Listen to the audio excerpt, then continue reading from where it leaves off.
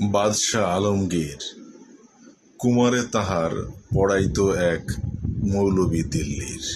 কবি কাজী কাদের নওয়াজ রচিত শিক্ষাগুরুর মর্যাদা নামক কবিতার প্রথম দুটি লাইন পাঠ করলাম। এই কবিতায় বাদশাহ আলমগীরের যেই শিক্ষাগুরুদের প্রতি মর্যাদা এবং সম্মান সেটি খুব সুন্দরভাবে উনি তুলে ধরেছেন। এখন আমাদের জানা উচিত কে এই বাদশাহ আলমগীর। বাদশাহ আলমগীর হচ্ছেন মুঘল সম্রাট শাহজাহান এবং মমতাজ বেগমের পুত্র আওরঙ্গজেব। আওরঙ্গজেব নিজের আপন ভাইয়ের সাথে যুদ্ধে জয় করে মুঘল সম্রাট হিসেবে নিজেকে উপস্থাপন করেন এবং নিজেকে আলমগীর উপাধিতে ভূষিত করেন। আলমগীর শব্দের অর্থ হচ্ছে বিশ্বজয়ী। আমরা মুঘল সম্রাট শাহজাহানকে সবাই চিনি। তিনি বিখ্যাত হয়ে আছেন ঐতিহাসিক তাজমহল নির্মাণ করে যমুনার পাড়ে। তিনি ছিলেন অত্যন্ত বুদ্ধিমান, তার সন্তানও ছিলেন বুদ্ধিমান। তিনি তার সন্তানকে অর্থাৎ বাদশাহ আলমগীরকে ইসলামী শিক্ষায় শিক্ষিত করেছিলেন। তিনি জানতেন কিভাবে শিক্ষাগুরুদের প্রতি সম্মান দেখাতে হয়। তিনি একদা তার সন্তান দেখতে গিয়েছিলেন, যিনি এক দিল্লির মৌলবীর কাছে শিক্ষা গ্রহণের জন্য দিয়েছিলেন। সেখানে গিয়ে দেখেন তার ছেলে শিক্ষাগুরুর হাতে এবং পায়ে পানি ঢালছেন এবং শিক্ষাগুরু নিজে তার হাত দিয়ে পা পরিষ্কার করছেন এবং হাতও পরিষ্কার করছেন।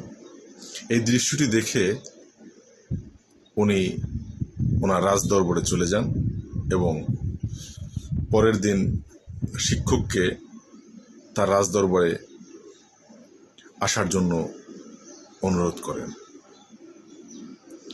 যথারীতি বাদশাহ আলমগীরের দরবারে শিক্ষক উপস্থিত হলেন।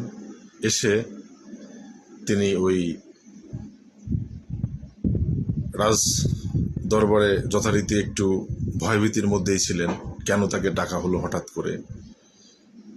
কিন্তু বাদশাহ আলমগীর যখন তাকে প্রশ্ন করলেন যে আপনি তো আমার সন্তানকে সঠিকভাবে শিক্ষা দিচ্ছেন না, আপনি আমার সন্তানকে শিষ্টাচার শেখাচ্ছেন না, তখন সে একটু ভয় পেয়ে গেল। কেন, কি হয়েছে বাদশাহ, আমাকে বলুন। তখন উনি বলল যে আমার সন্তানকে দেখলাম আপনার হাতে এবং পায়ে পানি ঢালছে, কিন্তু সে তো নিজের হাতে পরিষ্কার করে দিল না।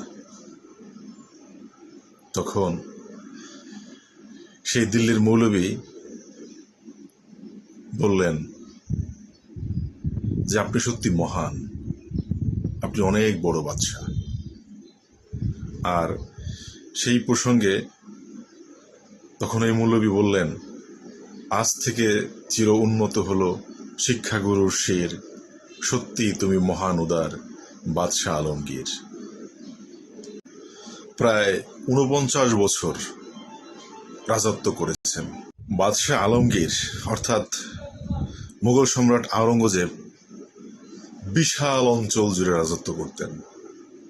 বর্তমান ভারতবর্ষ তখন বিস্তৃত ছিল শ্রীলঙ্কা, বর্তমান মায়ানমার এবং আফগানিস্তান। এই টোটাল অঞ্চল জুড়ে ছিল ভারতবর্ষ।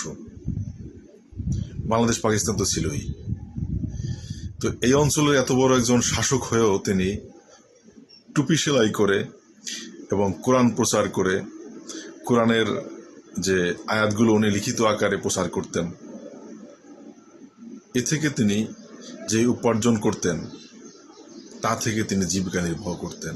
তিনি চাইলে বিশাল সম্পত্তির ধন দৌলত ভোগ করতে পারতেন, কিন্তু তিনি তা করেননি। তিনি ইসলামিক ভাবধারায় নিজের জীবন এবং রাজত্ব পরিচালনা করতেন।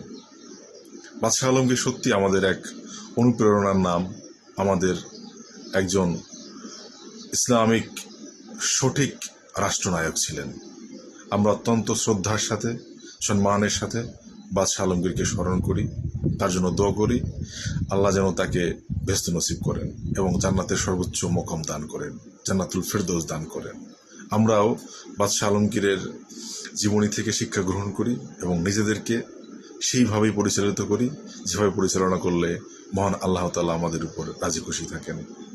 সবাই ভালো থাকবেন। আসসালামু আলাইকুম।